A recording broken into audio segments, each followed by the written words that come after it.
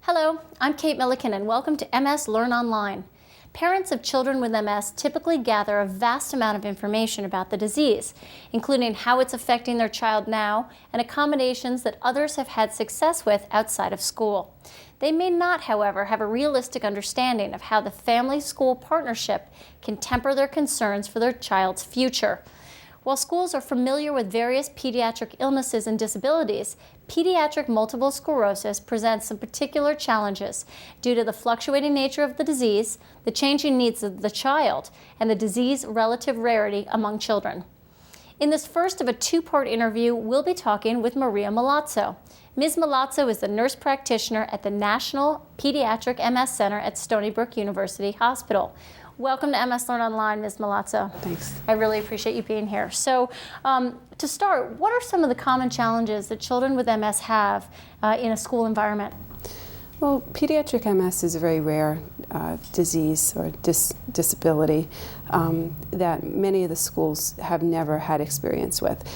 So kids and their families are battling just an unknown nature of the disease for the school. They often have to explain the fact that they have MS, that MS can happen to children, and we talk about the invisible nature of the disease, that the kids may not look sick, and so the teachers really may not have an understanding of what the kids are going through. So one of the big challenges is to really be able to educate the school and the teachers and the staff about what MS means, what kind of symptoms the kids may have, the difficulties that kids are facing, some days just getting to school, some days making it through the day, some days being able to get the work done either in school or at home.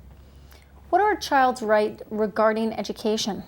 So we are very lucky to have in the IDEA, the Individuals with Disabilities Education Act, which guarantees a free and appropriate education to all children in this country. And so our children have the right to an education that's appropriate for their needs in the school. And the schools have an obligation to provide that education for the children. So MS being kind of a foreign entity in the world of the school system, do you have any suggestions for steps of how to kind of explain what's going on to an administrator? Right, so one of the big things is the kids and the families need to feel comfortable disclosing the diagnosis to the school. So that's probably the first step is to actually be able to tell the school, tell the principal, tell teachers that the child has MS. Families can choose to do that in different ways. They may not want to disclose to everybody in the school at the beginning, but it's a good idea for them to touch base with the principal and guidance counselors, school nurses to let them know child has MS and to start the dialogue. This is going to really vary based on the age of the child. For kids in younger grades, sometimes simply telling the principal, the school nurse, and the primary teacher is enough. As the kids move on through the school process, they're meeting so many more people in their school day, they probably need to spread that circle a little bit wider. Yeah. And throughout this process, I'm sure there have been accommodations that have been made for individual kids within a school system. Can you think of any things that have actually been successful? Sure. I think, again, as soon as the kids disclose the diagnosis, the school can start thinking about what we can do. So for younger children, one of the big concerns is often kids aren't allowed to do all of the activities that the other kids are doing. They're afraid to let the kids play in the playground or go to gym class.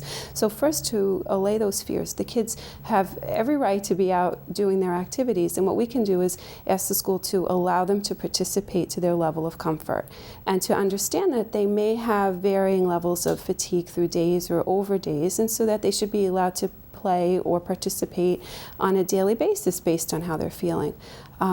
For the older kids, we want to make sure that when we plan class schedules, we can plan them around the kids' fatigue levels. And so maybe not have major academic classes first thing in the morning. Maybe allow them to warm up to the day. If they have to come in a little bit late, they can maybe have their more academic classes second, third, fourth period.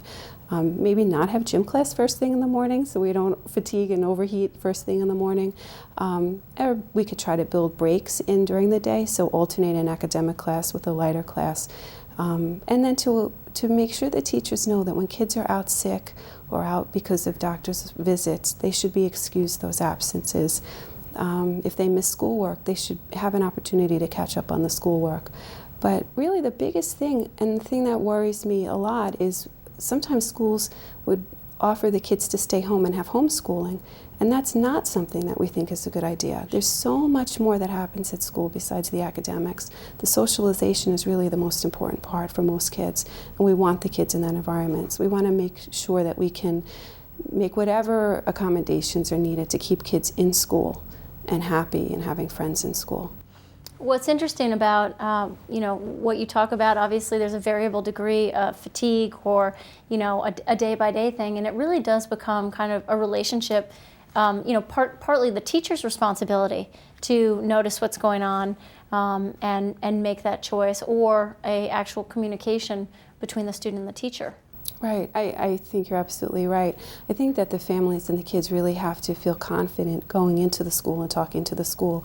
They have the right to be at school, and the school needs to be able to meet these very basic needs that the kids have, and to really be able to have a dialogue, whether for the younger kids it's something like a communication book where messages can go back and forth every day from the parent to the teacher and back home again, or for the older kids to really try to help them advocate for themselves if they're not feeling well, to speak up, but to know that they'll be respected when they speak up and to be understood, and that they shouldn't be afraid of speaking up would be important.